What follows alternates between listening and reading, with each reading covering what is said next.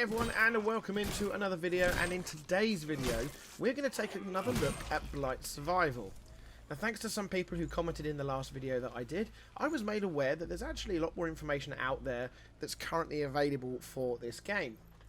Now, before we dive deep into all of that, I just wanted to say that the numbers on this channel and the growth, albeit still reasonably small, all things considered, has actually been really encouraging of late. So just want to say massive thanks to everybody for your support. And of course, if you do like this video, don't forget to hit the like button, leave a comment on what you think about this game and anything else. And if you want to check out my other videos from a huge range of gaming genres, and of course staying up to date with the latest stuff that comes out, then please hit the sub button as well. So let's get into the video, and first of all we're going to begin with kind of what is widely known at this point. Now, Blight Survival is an upcoming medieval cooperative action horror roguelite set in an alternate 14th century. Explore the war-ravaged lands in a huge map filled with secrets and plenty of coin to be found. Choose between a large selection of weapons, armour, and then customise them to best suit your playstyle. So that's the obvious stuff out of the way that you can actually find on the Steam page. However, the final bit of info that's on the Steam page that I haven't mentioned is the fact that you can play with up to 3 friends. With those 3 friends, you can fight your way through both men and monsters in a violent co-op experience.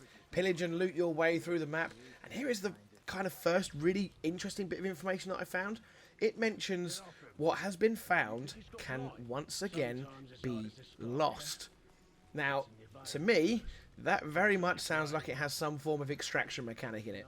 Now, extraction type shooters have been gradually gaining popularity over the last 5 years or so.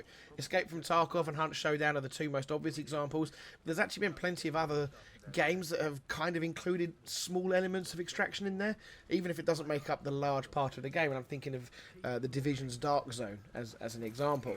An interview with AT.LV back in September with Mads Christensen, who is the co-founder of Hania Studio, seems to confirm my thoughts on that wording.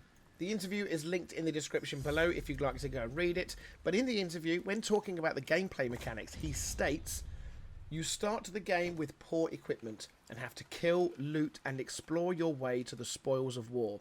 Should you die, you'll lose everything upon death, although knowledge will carry to the next character in your bloodline. So it may be advised to return to camp, upgrade, enhance, store and customise your equipment to stand a better chance on your next run." Now, this all but confirms not only the extraction mechanic, but it kind of also sounds like there's a permadeath mechanic as well. A good risk-reward system where dying comes with serious penalties is something that really appeals to me, and it's one of the reasons why I love Hunt Showdown so much. The feeling of jeopardy, like your life really means something, that you shouldn't just recklessly throw it away, is something that many games across many different genres just can't replicate. Mads also mentions about the core gameplay loop to be one of simple design, but it will employ semi-procedural elements to keep things fresh and entertaining enough for you to keep coming back for more. Now, there is no strict path to follow on the excursions when you go out into the dangerous world. That kind of means, or it sounds like at least, that you can roam freely and you're not restricted to a linear level design. So what can we unpack from that part of the interview? Well, to me it sounds very much like you're going to have some kind of safe zone or headquarters, and I guess in keeping with the timeline it would make sense that that would look like maybe a homestead or a village, or maybe even something bigger that you would call home.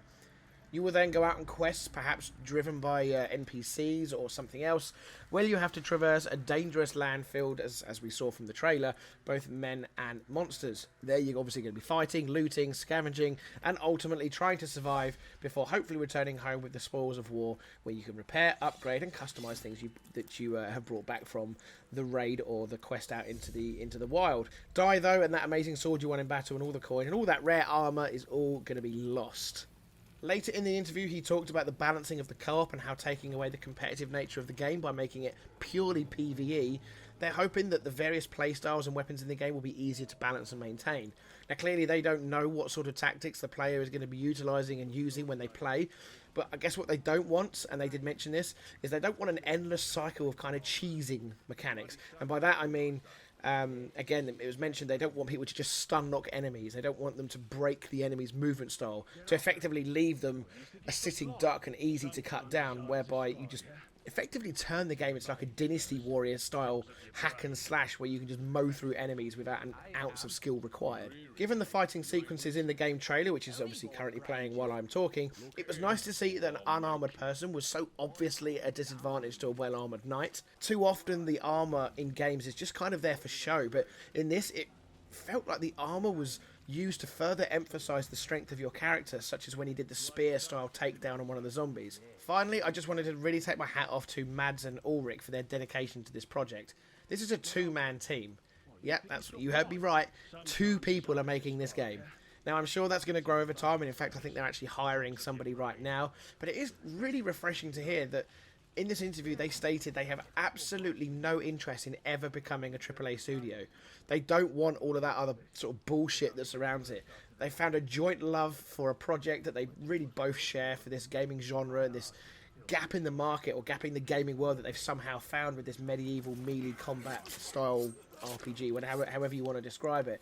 And they have totally and utterly dedicated themselves to making this a reality. But even so, they are still pushing the bar for what an indie development studio can produce, both visually and from a gameplay mechanics point of view. Having now read all the details, I can say I am entirely converted and fully behind this project. They're saying all the right things, and as we know, getting hyped about games these days is incredibly dangerous because all too often the final product does not match what you've been told. Oh my god, bro. Oh, hell no, man. But this is one of those games where I think me and probably a lot of other people, and this has gained an awful lot of traction online, the amount of views on the trailer, for example, is well over 1 million. I think me and everybody are most definitely hoping that this one bucks that trend. If further news of this game drops and it's worthy enough of a video, then I will of course oblige. But until then, thank you everyone for watching, and I will see you all again very soon. Bye for now.